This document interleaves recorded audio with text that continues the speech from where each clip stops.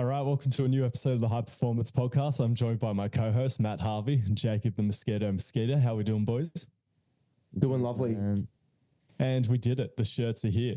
So the email went out and it'll drop to Instagram tomorrow, but it's only a couple of days later. It's Monday that this podcast is dropping. So if there's any shirts left, head to the show notes if you want to grab one and support GPP and just represent the whole training variously thing. I'm so fucking excited to have them. I've got like 5 for myself. I just want to be able to rep my own merch constantly. Everywhere I go. 100%. Have you got one of each size? No, I just got for different stage of the bulk. Yeah. I may, because I may crop one because it could be a fucking fire crop. No doubt. Yeah, I can't wait to start wearing strength culture merch to the gym as much as I love them, but that's the only shit I wear. Yeah, same. Strength culture and now finally GPP. Yeah. Are we offering the Oscar mod to these shirts with the sleeve removal? Oh, yeah, it could go hard as a muscle tee as well. Yeah, big time. Yeah, okay. Yeah, wow. I forgot. I got to get one to Oscar as well. Totally. Do you want to give us a spin cast? What's on the back? Give us a tour of the shirt. Oh yeah, look at that shit. It's actually wow. It looks good on person. Like I've only seen it on sort of a cabinet or whatever. Fit. Nice heavy cotton. Probably not the best training material, but it's a good enough shirt that you can wear it anywhere anyway. Like I lifted in it. I've been lifting in it. It's fine. Totally. It's not like sports tech. Like anyway, I've never really been into. I like active wear on the lower half, but top half I've always just worn normal shirts. No, we want a various garment as well, various in all domains. So take them out on a date with wearing GPP. Just got to rep the set everywhere. I've worn this on dates. Goes down a treat. Yeah, it's the way. How you been, Jacob? Been dunking much? Yeah, I have been. The dunk frequency has gone down quite a bit week to week as my training goals sort of disperse quite a bit. How's the knee pain going? The knee pain's much better, yeah. I think, when you set such a harsh goal on yourself to get something done, which is great. We love having constraints, which of like time. I think, I pushed it a little bit, but we got the job done, which was the main thing. But yeah, just trying to stay, I'm pretty comfortable playing basketball on the court.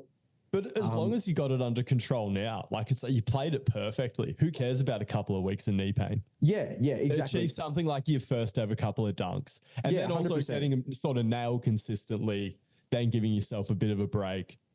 Yeah, it was a great price to pay. And when you talk about your focus shifting, is that to push, pull, run or? Yeah, push, pull, run, a lot more.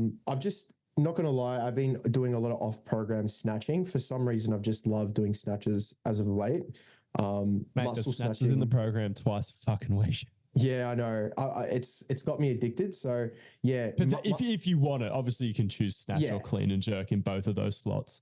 Yeah, no, I just love throwing that shit overhead. Like it's pretty sick. And yeah, trying to get a pretty decent muscle snatch. I did say on the show that I did 65 or 70. That was a lie. It's shout out to Muscle Snatch Madness. If you're doing heavy muscle snatches, tag us on Instagram, either General Physical Preparation or Angus Bradley. Yes. I'm more around 60, guys. Sorry. It's the whole month of February, Muscle Snatch Madness. Join in the fun. Shout out to Dylan, my client. He muscle snatched 100 for a double. I think he did 107 for a single, but we're pushing for hopefully 110 by the end of Muscle Snatch Madness. That is ridiculous. See who else joins in. And yeah, I just love waiting for that shit to turn over, like right around your collarbone, like that sticking point. Yeah, it's such a good strength and technique builder for the snatch. I think it teaches you how to be active in the turnover. Yeah, 100%. But yeah, dunking's been going well. Running quite a lot, doing the running on GPP, but also doing a bit of my own running because that's what I'm training for is the sport, which is the push pull run. So yeah. How much mileage are you doing?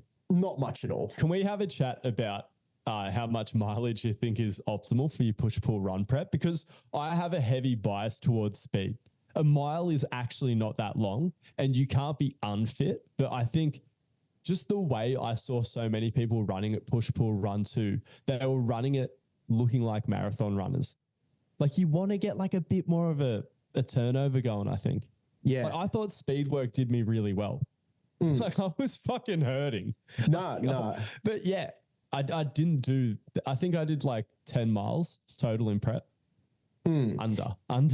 Yeah. So what I'm basically doing is I'm just doing a bit of interval work, just splitting up the whole the race. So I'm doing like around 3x800s and then like around like 6 to 7x400s. So I'm still getting quite speedy, like hitting 3-minute Ks, just around the 3 minutes to 3:30 Ks. So it's quite a lot of speed and a bit of running, but yeah, I'm definitely, you know, warming up with a few sprints, a few accels at the start. No, but you're not like pounding out 10, 5 No. I think it's completely unnecessary for a mile. 100%. Like, there's no sort of your joints don't need you don't need to condition your lower limb or your joints for that long, and I feel like it's just taken away from that like proper work at, you know, higher speeds. But yeah, maybe look, this is also full disclosure. That's also because I do a lot of plyos. I wonder if for just general joint health, if you have to do a lot more light running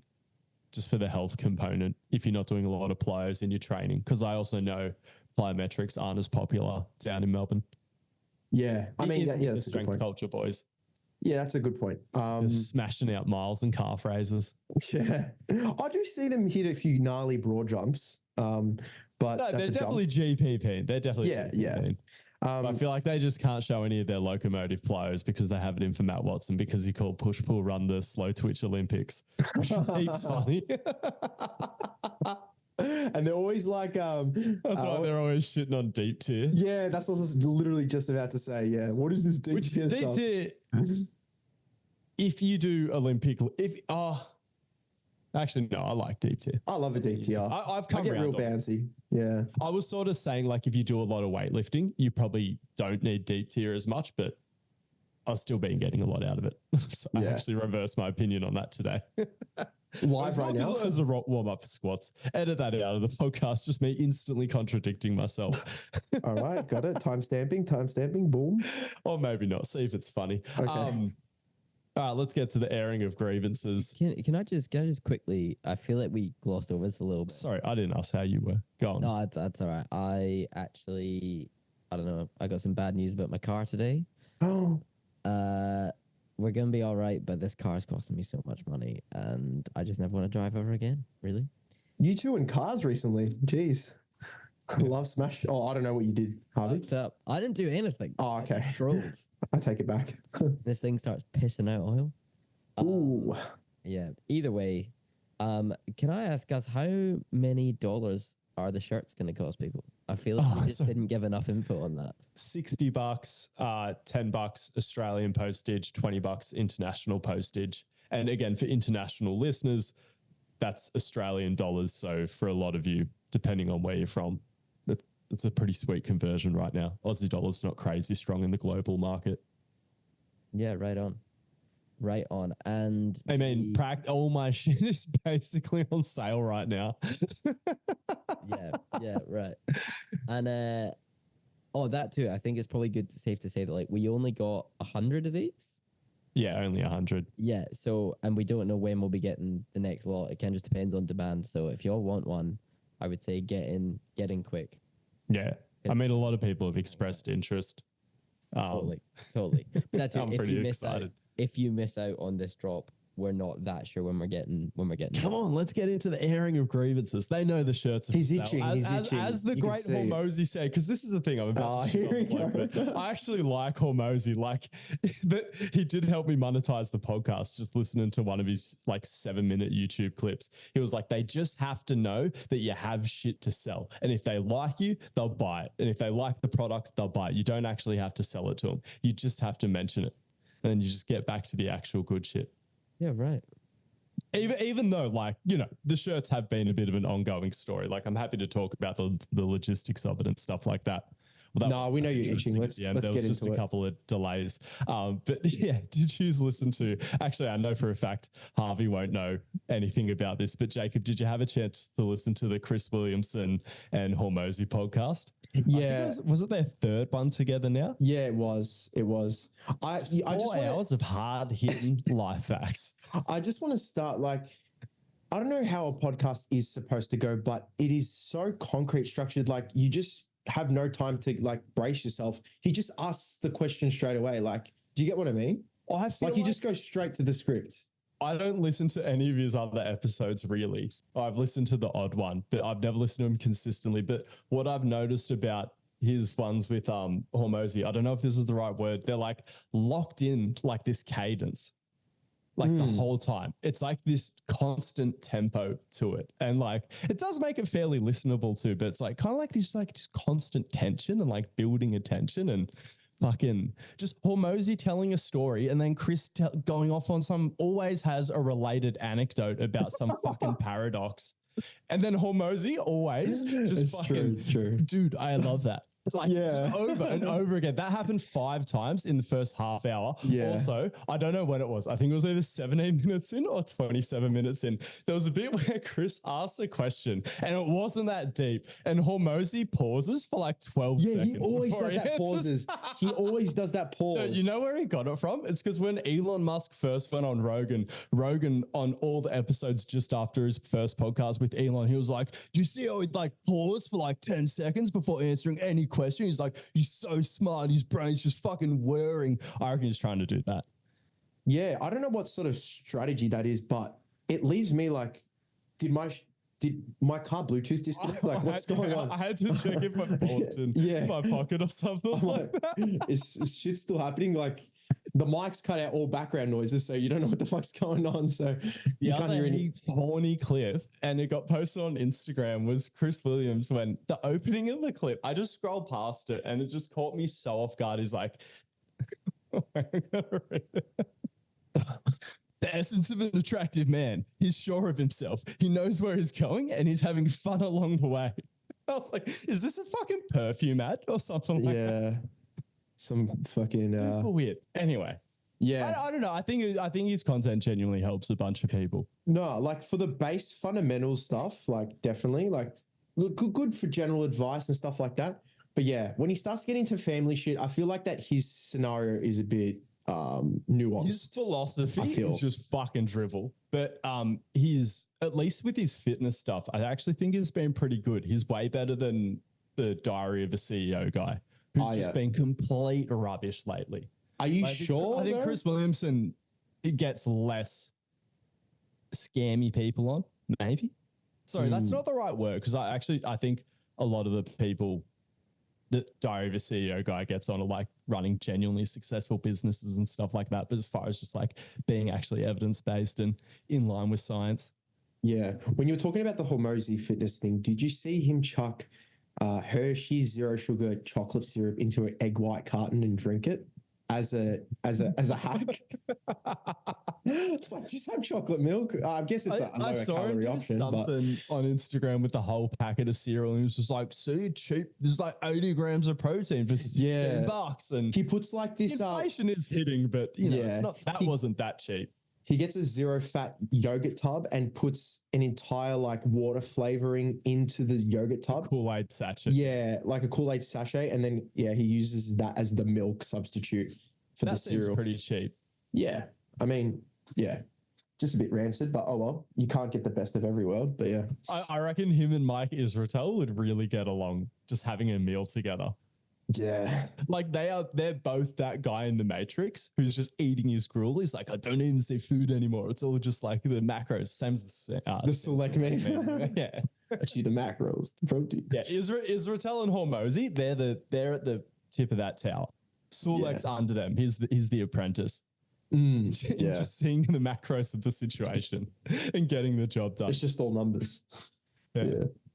What else do I have to talk about? Training update. I've got a track meet. I don't know. I hope I haven't missed the entry. I want to enter the 60, the 100, and the 200. It's on the 1st March or first weekends of March. So that's coming up. in like 3 weeks. I actually feel like my sprinting's in a really good place. I don't think I lost any of that when I was in Bali. Despite the damage you did to your body, all the diarrhea, but it bounced back pretty quick. It's just my strength. The first 2 weeks of training back were just so fucking boring and shit, like terrible weights. Didn't want to film any training from Instagram because, believe it or not, I actually like to use it as a highlight reel, but it's finally come good. Squatted 130 for 4 today. It was meant to be a heavy set of 5, and it definitely wasn't meant to be at a 10, but you know what I mean? I'm just trying to force myself back into it. And I was actually really happy with 130 for 4. I absolutely smoked. Oh, no, I didn't really. I smoked the first 2 reps and then just tanked 2 reps and then failed the last. But still, you know, I had a bit, I'm back a little bit. Were you I'm running back to the point where training is actually exciting again with the lifting weight side? Were you running like when you came back to Wollongong or not? Like sprinting much? Yeah. Oh, yeah. okay. Yeah. Once a week. Yeah. And that sort of stuck by those qualities. But then, like I said, a lot of players, like I think in the GPP program, we have, it's not a huge dose, but we do have players 3 times a week. Yeah. Yeah. Lovely. But I might just for myself, not with the GPP plan, I might add in an additional day of track work at some point. Yeah. Well, that is the sport. So and I'm like, fuck, man. Like if I've ran a 12.6, I know just even with technical improvements, which and that's the thing, 2 times a week would just like skyrocket my technical improvements. Maybe I'll leave it in as like an optional day with the GPP program, but I don't want to confuse people. Because we've got a bit of track stuff or something like that. Anyway, me personally, maybe it'll appear in the GPP program. I'll always talk about what I'm doing. Maybe I'll just post it in the chat instead of posting in the program. I'll do a second in the GC field session each week. Any goals for the track meet? PB. Now that I actually have an official time, so I've done 2 sled sessions since that track meet. Feel like my first couple of steps are getting better. What I was doing on the days, I was trying to stay way too low for the first 1 or 2 at least, maybe 3 steps. Maybe I was already upright by then. And then I was getting way too upright and just crazy too upright and overextended. So what I need to do is get a little bit more upright out of my first 2 steps, but then maintain that for longer and never end up just what feels like fully upright. Always just stay like a little bit like hingy, I think that's how it needs to feel for me. To not look like an absolute dog's breakfast coming out of the blocks and into my upright phase. That's my vision for it. But again, you can't program yourself. Like in a certain sense, you do have to just run because technique's going to go out the window, or a lot of your cues are going to go out the window the second you're in a race. Because I'm still inexperienced. That's the thing. That's why I'll be really disappointed if I don't get into this, if I've left it too late to enter this meet in March, because I just need to get more competitions in so I can actually run a good race. Because that's it. Like for sure, I'm faster than 12. You times your time. I'm not making excuses, but you know, just for sure, logically, you have to run like maybe at least 5 races to be like, okay, I think I can run a proper 100 meters now. Yeah. In that time, I'm also going to improve. But then also maybe adding a second session, surely. Oh, for sure.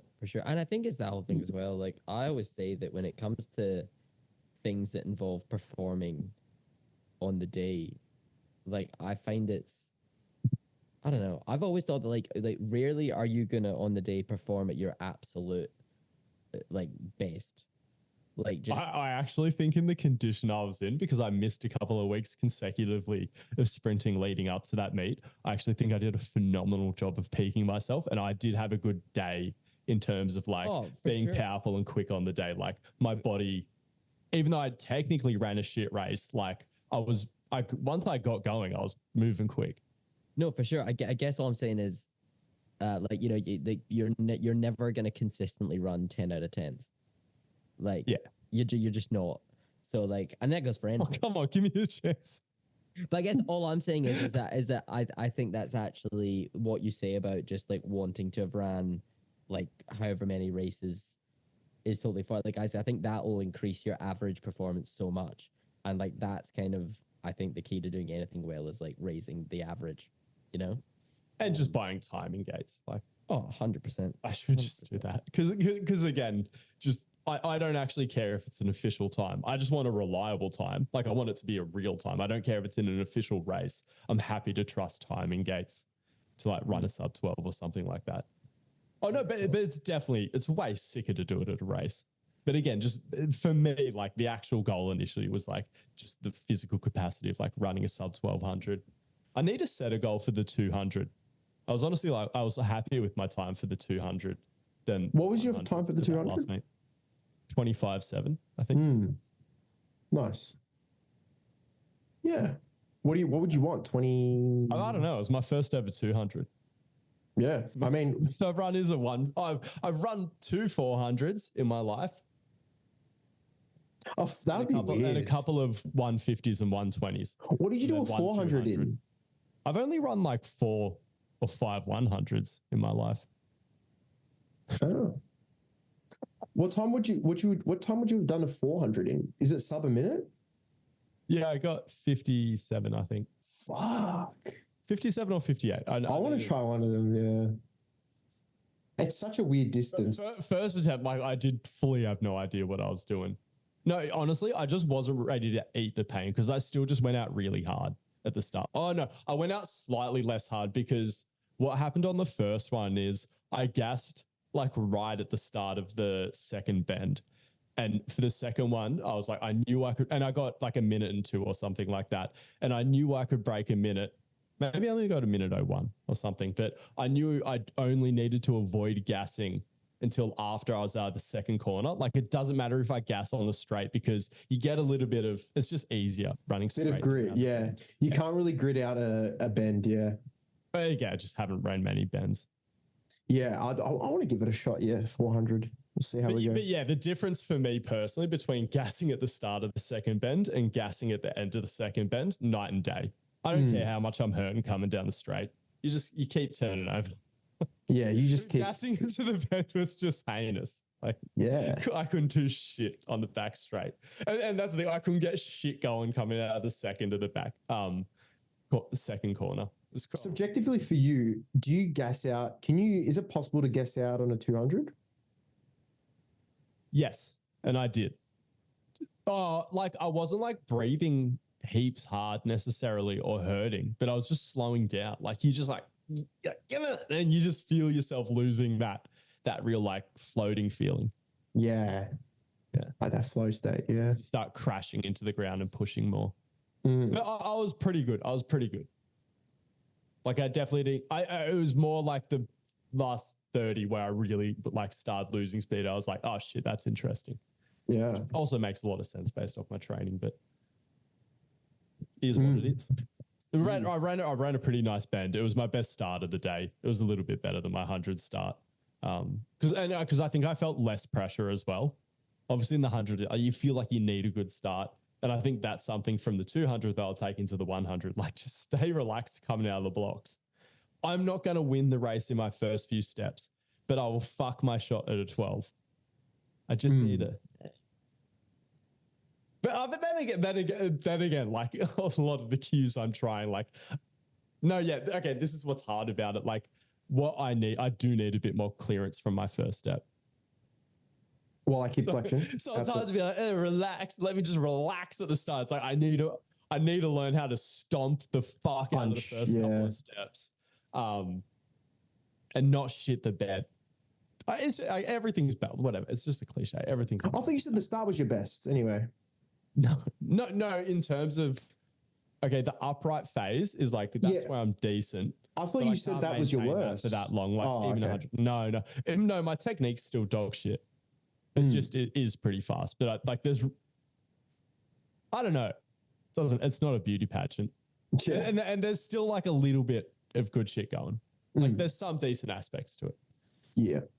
But that's just definitely something I see in my upright. I'm like, okay, I don't think that's necessarily ideal. Like I want to try to make a couple of different shapes. Like again, while simultaneously respecting that your technique is a byproduct of physical qualities, but the training in GPP is geared towards the physical qualities that I am missing in my sprint technique, I feel. But I feel like you can also like consciously try to like lean into some things I mean, yeah, that's probably the easiest without way. overthinking it. Yeah. Like you just find one or two things. No, honestly just find one thing at a time to focus on for a bit. Layer on those cues. And for me, that's just like, I'm just going to think like, again, just like taking off like a plane. Or honestly, the big thing that helped me initially, just getting more upright on the first step, that allowed me to then not overcorrect. And then, just keep it hingy. That's my cue for the upright phase. It's because here's the thing. Like, while sprinting is fast, it's a 10-second race. Like, you can think a lot of thoughts in 10 seconds, especially when you got adrenaline pumping through your veins. Like, you have time to think in a 100-meter race. I don't know why that's just hit me now, but like I have a lot lot of thoughts. I'm like, oh yeah, what's this guy doing? It does. Would you say it does go? I hope it's not gross. Yeah. It does go decently slow. Yeah. Yeah, 10 seconds is a lot. If we just sit here, dude, Hormozy, that's Hormozy's break was about as long as my 100-meter. Literally, that was long enough for me to think a lot of thoughts. I went and checked my car radio. Have a moment, Yeah. Check my car radio to see if it was working. Like, it took me at least like 8 seconds to be like, this is like really long, man. I lost my shit when it was a real pause. And then I had to go back and time it. Oh. Yeah, fuck. Oh, you actually timed it. We had this podcast because my girlfriend's definitely sick of me talking about that podcast. I want to make motivational podcast based funny content, but I just need to improve my rig.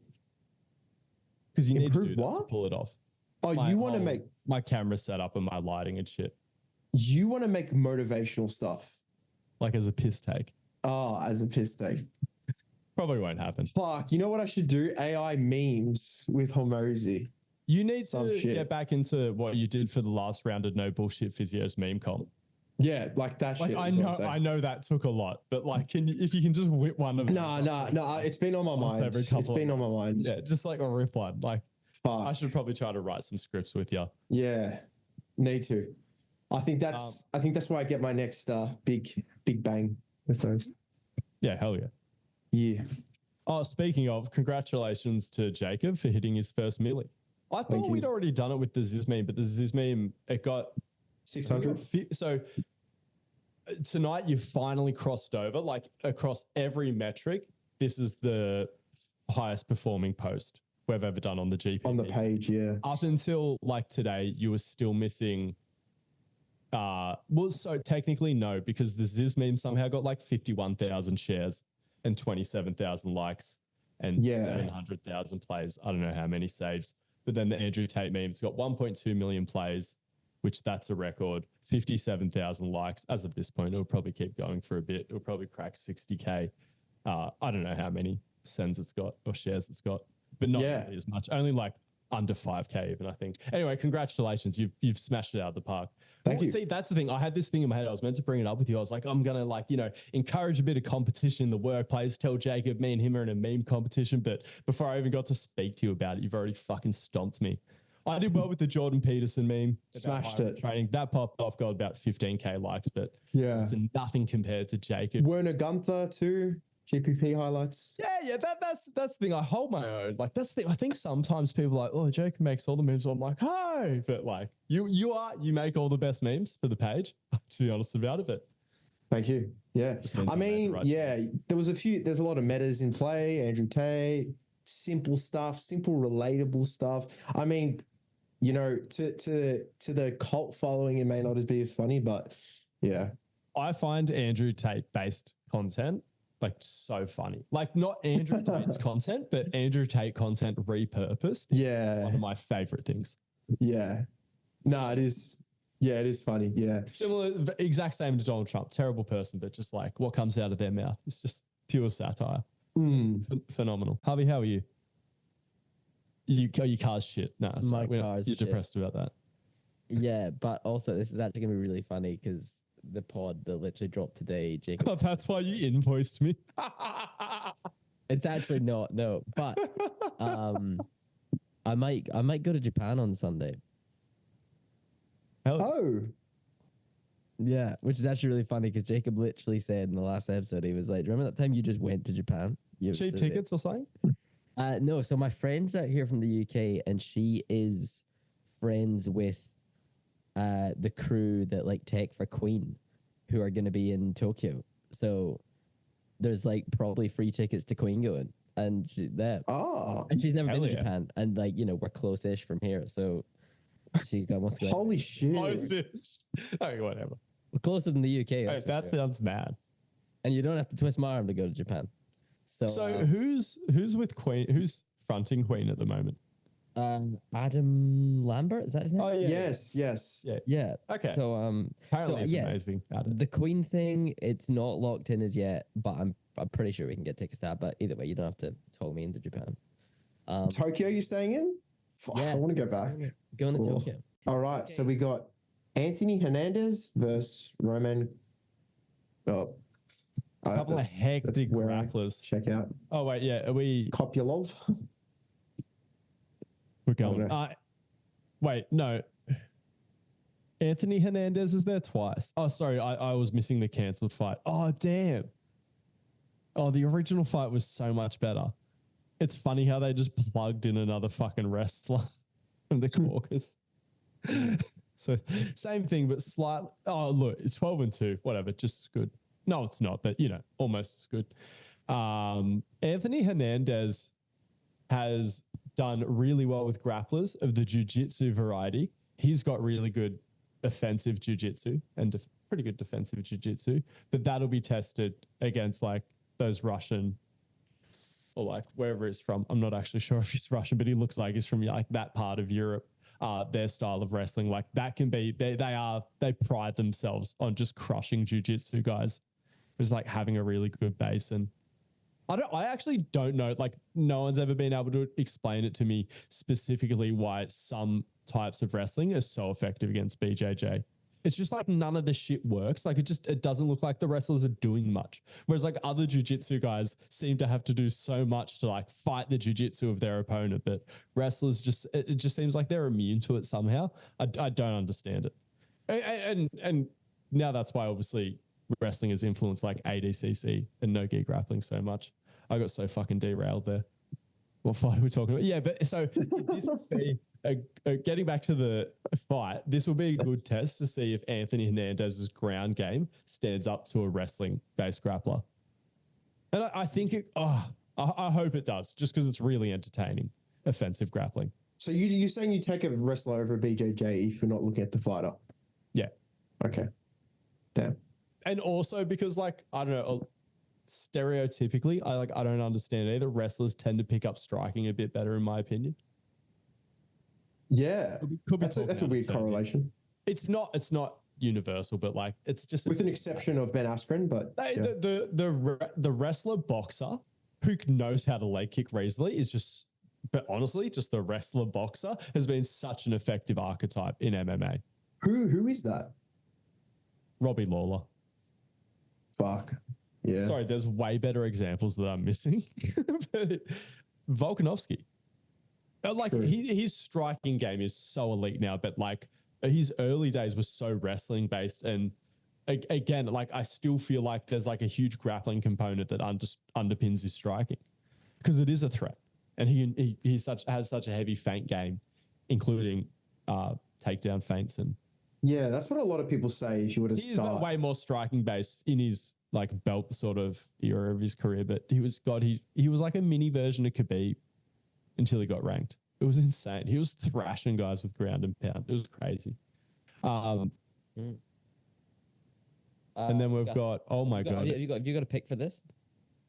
Probably Roman Kopylov, but I really want Anthony Hernandez to win. He's had some really entertaining fights. Hernandez is paying $1.54 and Roman's paying $2.43. Whoa. What have you missed here, Gus? Oh no, Anthony Hernandez has done a lot of good work. It's just like, and I don't doubt that he has a better body of work. I don't know. Sorry, I haven't seen enough out of Roman Kopylov. So it's just like I've definitely seen him fight before, but I couldn't pick him between him and another low-ranked caucus fighter. All right, should we move on? Right, yeah, let's just move on. But I'm still picking Kopylov. I thought Kopylov would have been the favorite though. Or late replacement. I don't know. Oh, fuck, I don't know. Maybe Maybe late that's what it replacement is. changes things. Yeah. I'm picking Anthony Hernandez, but yeah, I wouldn't be surprised if he gets fun. But yeah, I just thought late replacement. That changes. Moving on. So Murab are you picking Hernandez for that? Yeah. So we have Murab Davashvili versus Henry Cejudo. I think that's the most exciting matchup that they could have made for Murab, because as much as I like Murab, not the most exciting fight style. Oh, his last couple of fights have been pretty entertaining because the pace is just utterly ridiculous, but he does a lot of humping against the fence. And like, I respect it. Like, whatever, it's effective fighting. Like, fuck. Sorry, it's not just. It's so much more than that. But they're just, as a byproduct of what he's good at, there's just a lot of that in between some decent moments. Except for, like I said, the PDN fight flowed better because PDN has such ridiculous footwork, but still couldn't deal with Murab's pressure. And it looks like Murab's got much better striking now as well, which is nice. Does anyone think that this fight should be above the Ian Gary fight? I don't know. Seems like better fighters in this. Or am I tripping? It's grapplers not being respected over strikers, and it's also a little bit of the weight class hierarchy. I know it sounds hypocritical because they're above two middleweights, but obviously those guys aren't ranked. Whereas Murab Cejudo, like Ian Gary, in theory, is maybe one fight away from a title shot after this. So it's not outrageous. Like Murab and Severin are definitely higher ranked, but when you factor in the weight class thing, and yeah, fair enough. Yeah, I also think Dana also hates Murab, sorry, because he wouldn't fight his training partner Alger. Oh, right, okay. Because that's kind of how I feel about this fight, in that, like, and I might be completely fucking wrong here, but do you feel like Cejudo's kind of, because he wasn't out of the game that long, was he? No. I just kind of feel like the whole thing's moved on a bit. It has. I think he's got old a bit. Like, being old is terrible for latter weight classes, but I've still never seen him out competed. And that's what'll be so interesting about this fight. It might just be because more time has even passed. Yeah, but it'd be crazy seeing someone out compete Cejudo. Yeah, I even just feel like it's because as much as he hasn't been out of the cage that much as far as like the actual time length itself, I just feel like you can time that badly, and like he kind of has, probably through no fault of his own. It's just like it's been a pretty pivotal. God, I wish he didn't retire. He literally took his prime off. Yeah. And I know he'd been competing for years, and he did go on a high note, but he just, if he knew he was going to come back, maybe if he needed the break, I understand, but he pretended it was a money thing. The money was going to be made right there. And then he could have gone off to PFL or something, fought in tournaments for millions of dollars and stuff like that. Again, it would have required a bit more foresight, but I think just even like, God, he was riding a hot streak. Yeah. God, it was hot. That's what I mean. Yeah, I feel like time has not been kind to Henry Cejudo. Yeah, and he's not like, it's just the lighter guys. They're never going to have the pull. The heavyweight champion will. The guy who wins the title was like, no, I'm unhappy with things. Everything actually comes to a halt. Yeah. Someone like Cejudo's like, I want more money, or I'm retiring. They're like, see you later. Yeah, they're like, we have so many other sense. It's so heavy. Yeah. Bit of a such a good athlete. Bit of a sidetrack. You mentioned before that it's harder for older people that are lighter to continue longevity. Why is that? Speed is way more relevant, and speed seems to be like the first quality to go. CNSE, like power stays, whereas at heavy weight classes, they're not as quick. And like that's why Tom Aspinall's so good, because he is a quick heavyweight. Makes sense. That'll probably be the thing to go and hit. But again, he'll be able to rely on power as he ages and his hectic ground game. Yeah. Okay, that makes much more sense. And he'll still be relative. Like, he's so fast that he'll probably still be pretty fast even when he's in his 40s. Yeah. Heavyweights just age like fucking wine. Even like the light heavyweight division has arguably been a shit show for the last 3 years. But Glover Teixeira was 45 years old and the champion, or maybe he was 44 at the time. Wow. Yeah. No, it makes sense now. Yeah. I was so Speed's probably first thing to go. I remember when my dad was that age. Do I? Yeah, I do.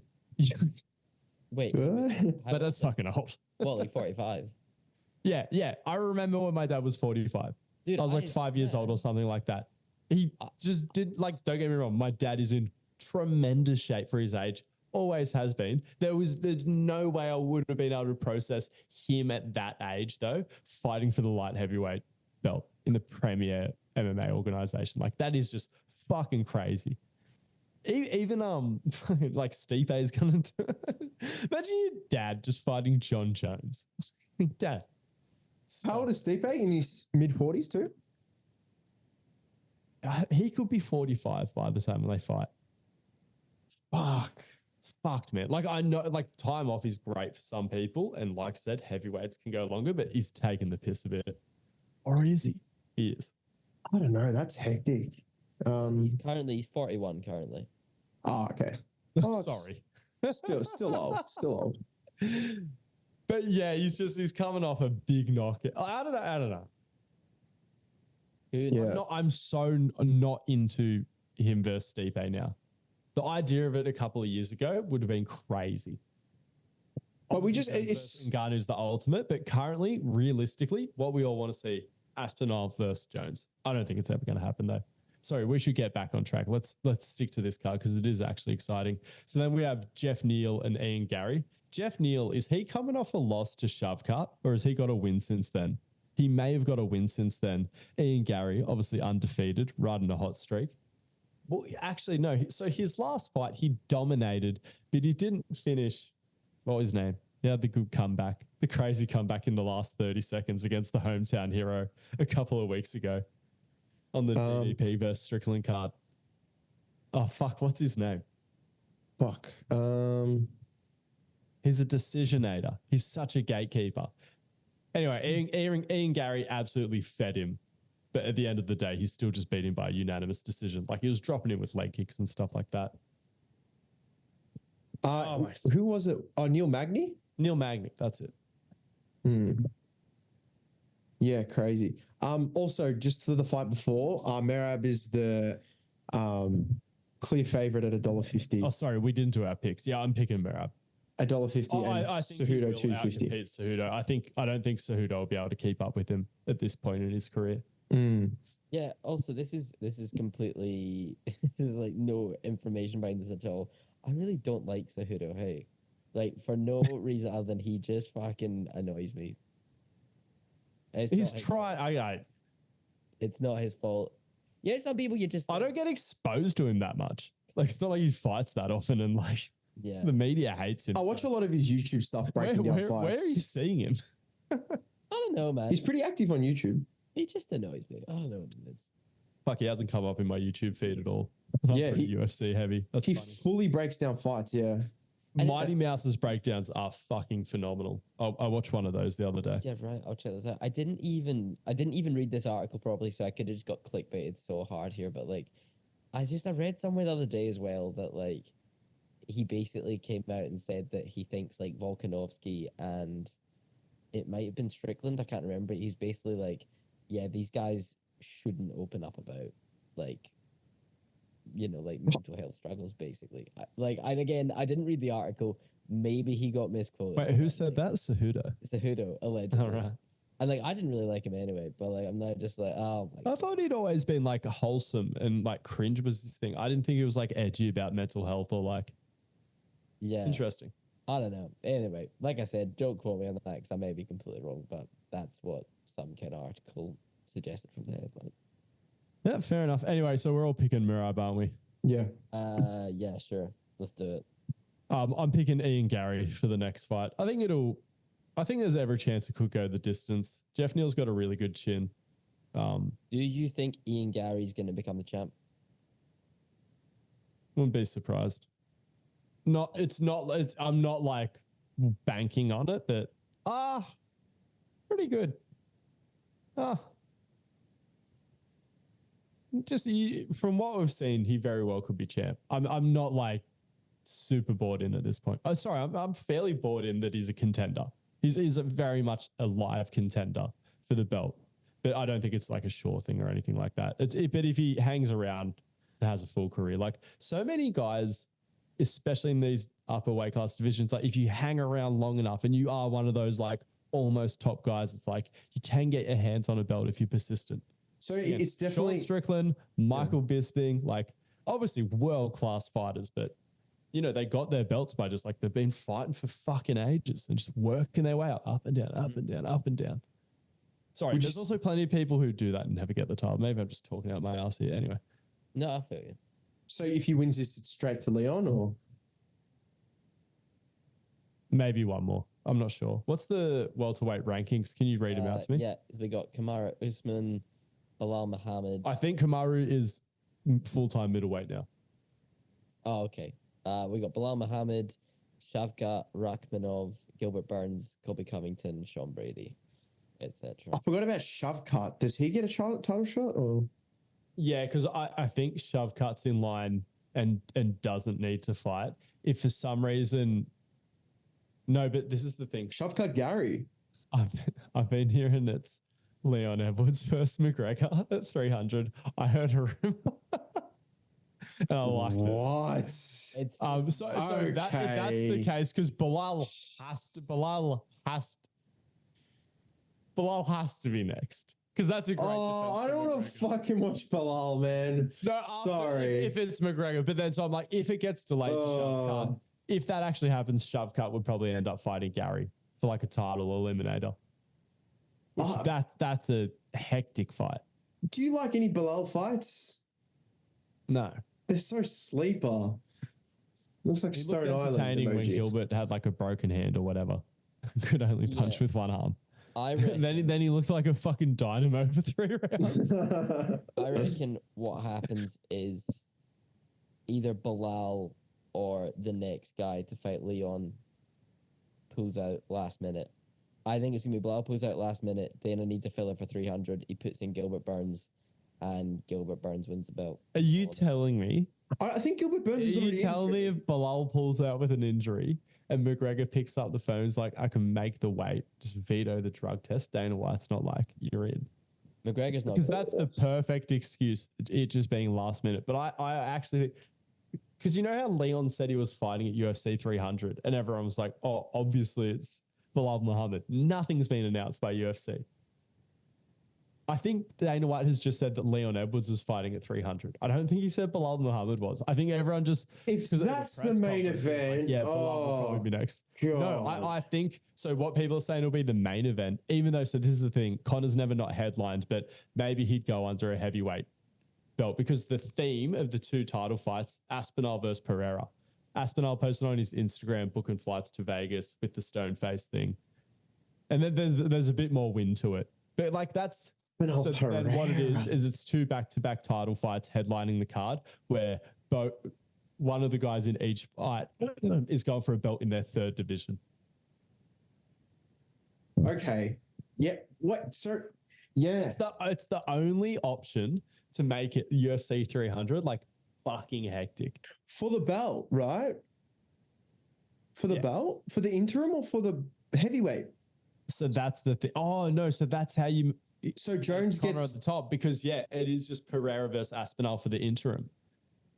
I don't think he needs to strip. I don't think he. No, but there's already a co-main with the BMF. I think you can put BMF under an interim. Oh, 100%. But then the issue is you've got. But he's sort of already made it official as that being the. Is there a female title fight on there? I don't know. Surely Rosie's coming back. Nah. She's off fucking growing potatoes, Travis Brown. If it's Bilal versus maybe Leon, still in the WWE. Sorry, it's be disrespectful to the legend Ronda Rousey, who's doing great for herself in the WWE. No, yeah, I didn't. But I just checked her Instagram a while back, and she was just fully living the farm life. But I forgot she did WWE for a moment. She's earned it. I don't think she's making the UFC comeback. Anyway, let's move on. So then we got. Okay, that changes my theory somewhat then. McGregor's going to pull out of the Usman fight because there's no way he's making that weight. Gilbert Burns gets the shot and wins the belt. McGregor could make 170 at short notice, I think. And I think he's eyeing it. I don't think it'll be short notice. I think it's going to get announced. Do you not think... Can we stay on this card? We've gone off. Okay. Oh no, yeah. We'll do a proper UFC. I think if we just hold off another week or two, the UFC 300 pitch is going to be much clearer. And we've just done so much speculating. We've made our picks, so everyone's picking Ian Gary, right? Yeah. Yep. Okay. I think it could be a close fight though. Is Whitaker Costa still happening? I didn't think that was happening. I heard a rumor that Paulo Costa was going to get traded to Ryzen for Horiguchi and some other guy. Was And yeah, I was honestly like, soccer trade. I could maybe see that. Like, Paulo just hasn't been showing up to fights. Like, God, he's fought so infrequently. I think he could do well in an organization like Ryzen. And I think Horiguchi and whoever the other fighter was have actually expressed interest in coming into the UFC. So I overwhelmingly think Whitaker wins this. Just, I don't know why. Yeah. let's skip it because actually I'm 90% sure it's not happening. Is it? If it's not happening, do you reckon they get Usman on the phone as a replacement? As Whitaker Usman or? Yeah. Can we check if is the fight on? I mean, the odds, you can still bet on it. You can still bet on it. Maybe, sorry, all right, let's treat it like it's on. Maybe I'm wrong. I was so sure it just hadn't been signed. Oh no, Whitaker, I forgot. I checked Rob's Instagram the other day and he was in Anaheim. Yeah, so he's fighting. Okay, right. That's crazy. I'm still in shock that Paulo Costa's actually fighting. As long as Robert Whitaker's not shot. So I'm pretty sure DDP is good. And I think Whitaker might not be in his prime anymore, but I still think even just a bit out of his prime, he can beat Costa. He didn't get knocked out super bad. I think it's a decent timeline coming back from the loss against DDP. Yeah, as long as this isn't him falling apart and we're still seeing like some aspect of the classic Robert Whitaker, I think he'll absolutely feed Costa. I think he'll look like Adesanya out there. I think Whitaker wins this, but I'm scared this is kind of like we're getting to the stage where I think if Whitaker loses this, he might call it a day. Yeah. Whitaker's not that old, especially for a middleweight. I think he's like 33 or 34. He just has had a long career. Yeah. Yeah, he's got 32 fights. He's had some fucking wars, man. Has he been champ yet? No. Oh, he has. Yeah, he lost the belt to Stylebender. He won it. So who did he win it off? Never got to fight GSP. He fought Yoel twice. And fuck. Yoel had the belt? Yeah. No, Yoel just kept getting put into the title fight. So the middleweight title picture became a shit show briefly because GSP made a comeback. Michael Bisping like knocked out Luke Rockhold unexpectedly. And then they gave Michael Bisping like a gimme title fight rematch against Dan Henderson because Dan Henderson has an iconic knockout against him and he nearly got it again. But Bisping just won the fight. And then GSP was like, I reckon I can come back and get that middleweight belt because he'd always sort of talked about going up to middleweight, but he never did it. And then GSP just vacated the belt. So then that's why they made, before that, because that delayed things heaps, the build up to Bisping versus GSP and just the timing of it, Robert Whitaker had just been on such a hot streak. They did an interim belt versus Yoel Romero. But then just through a bunch of bullshit happening, he ended up fighting him for his first defense. But it wasn't a defense because Romero missed weight in their second fight. But obviously if he lost, it would have looked bad and like, fuck, it was a war, the second fight. So he didn't really technically win it off someone. It just got. Well, he beat Yoel. Okay, I need to give you context. At this point, Yoel Romero was the scariest fighter that not the scariest fighter ever. He was just viewed as this otherworldly sort of, like he was just so fucking hard to deal with. Just acts like a dickhead for like 40 seconds and then just does some outrageous bullshit that you've never seen before. It's like super strong, super athletic, has a terrible gas tank, but has this amazing ability to manage it. Because, yeah. So he was so explosive, man. He was a fighter who into his early 40s like maintains his explosiveness. Yeah, crazy. But now he's lost it a bit. Yeah, dude, beating Yoel Romero twice is at that period was fucking ridiculous. Everyone, that's part of the reason why everyone respects Robert Whitaker so much. Yoel Romero was beating everyone. Did you see what he did to Luke Rockhold? Yeah.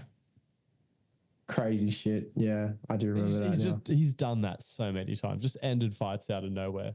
I'm definitely picking Whitaker, guys. What And do we again, think? did you see Stylebender versus? Sorry for just making this like a huge fucking rant, but it needs to be said.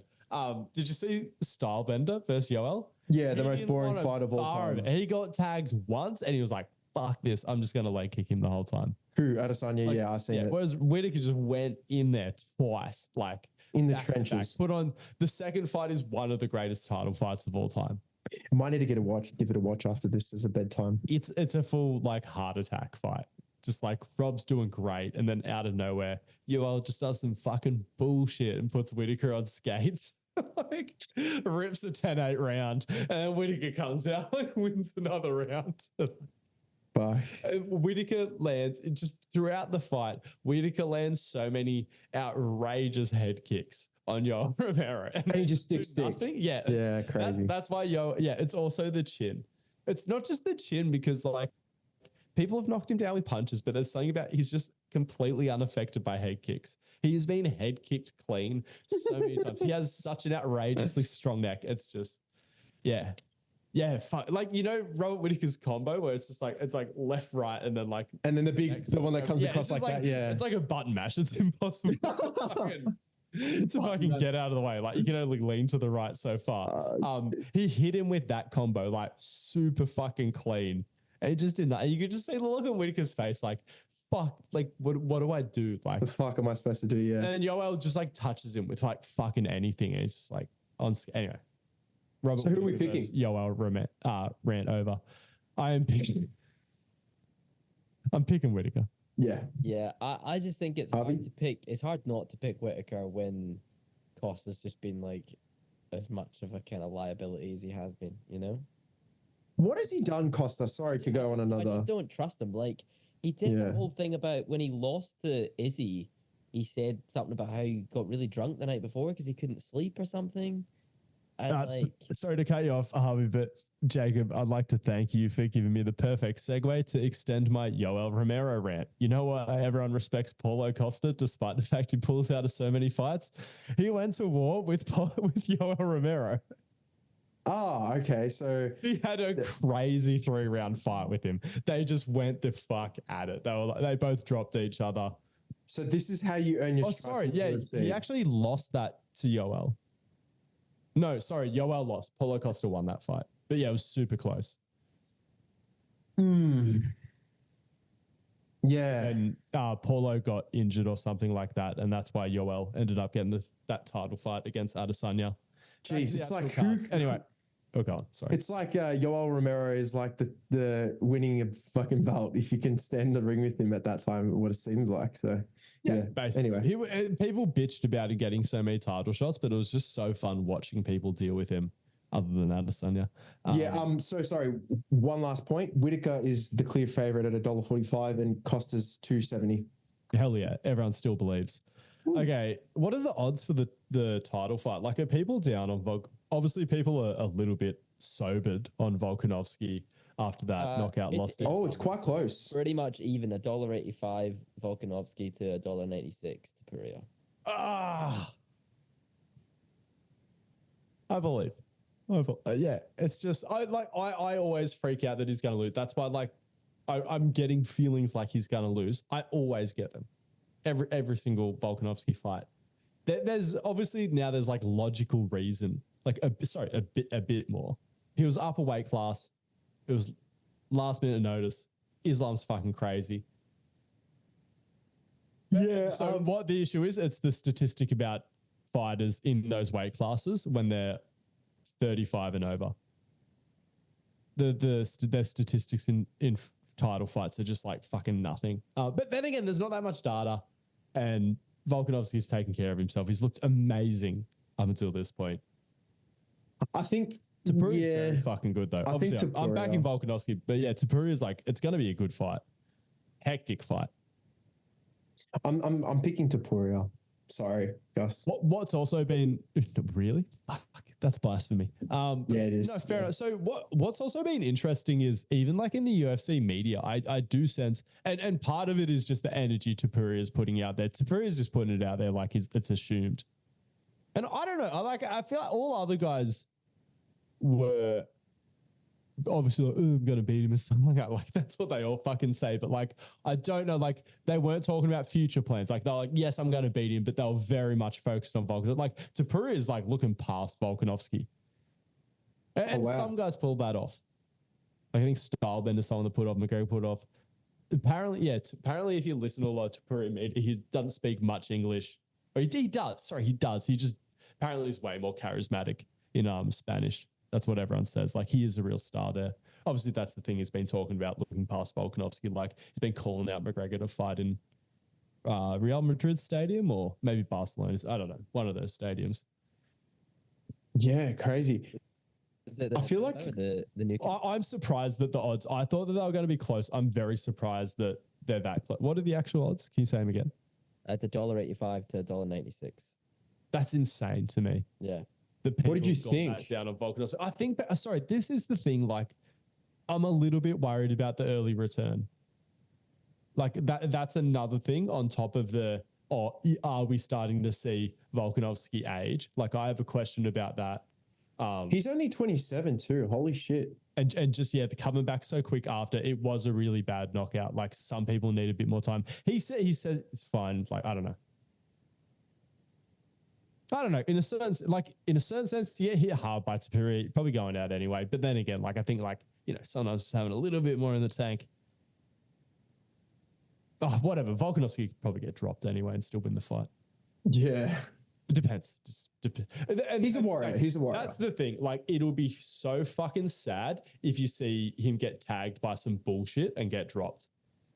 Like, he's never had an iron chin, but he's always had like good recovery. If he gets tagged by some bullshit and like never really recovers from it, it'd be like, oh, damn. Like, obviously you don't want to take it away from Topuria, but you're like, fuck, why did he come back so quick?